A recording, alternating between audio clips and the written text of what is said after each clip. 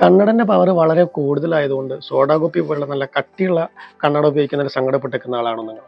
അങ്ങനെയാണെങ്കിൽ ഒട്ടും വിഷമിക്കേണ്ടതില്ല. അടുത്ത പ്രാവശ്യം നിങ്ങൾ ഒപ്റ്റീഷ്യനെ കാണുമ്പോൾ അവരോട് നിങ്ങൾ ഹൈ ഇൻഡെക്സ് ലെൻസിനെ കുറിച്ച് പറഞ്ഞുതരാൻ വേണ്ടി പറയണം.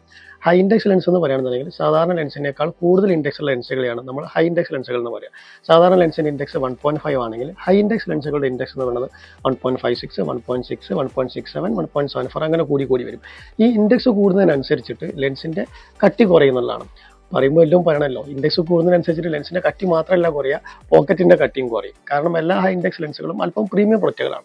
ലേശം കാശ് കൊടുത്താൽ എന്താ ഹൈ ഇൻഡെക്സ് ലെൻസുകൾ നിങ്ങൾ ഉപയോഗിക്കുകയാണെന്നുണ്ടെങ്കിൽ കോസ്മെറ്റിക്കലി നല്ല ഭംഗി ഉണ്ടാവുകയും എനിക്ക് ഒരുപാട് പവർ ഉണ്ടെന്ന് നാട്ടുകാരെ അറിയിക്കേണ്ട കാര്യമില്ല.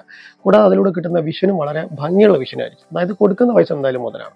കാരണം ഒട്ടുമിക്ക ഹൈ ഇൻഡെക്സ് ലെൻസുകളും ആസ്പിരിക്കോ ഡബിൾ ആസ്പിരിക്കോ ആണ്. അതുകൊണ്ട് തന്നെ കുറച്ചുകൂടി ക്ലാരിറ്റിയുള്ള തിൻ ആൻഡ് ലൈറ്റ് ആയിട്ടുള്ള ലെൻസുകളാണ് നിങ്ങൾക്ക് കിട്ടുക. പിന്നെ എല്ലാ ഹൈ ഇൻഡെക്സ് ലെൻസുകളും ആൻറ്റി റിഫ്രഷ് കോട്ടിങ്ങോട് കൂടിയാണ് വരുന്നത്. കുറച്ചുകൂടി നല്ല ക്ലാരിറ്റി ഉണ്ടാവും. 100% UV പ്രൊട്ടക്ഷനും ഉണ്ട്. പിന്നെ നിങ്ങൾക്ക് വേണമെന്നുണ്ടെങ്കിൽ അത് പോളറൈസ്ഡിലോ ആൻറ്റി റിഫ്രഷ് കോട്ടിങ്ങിലോ അല്ലെങ്കിൽ UV കട്ട് ഓഫിലോ അങ്ങനെ ഏതിൽ വേണമെങ്കിലും അവൈലബിൾ ആണ്.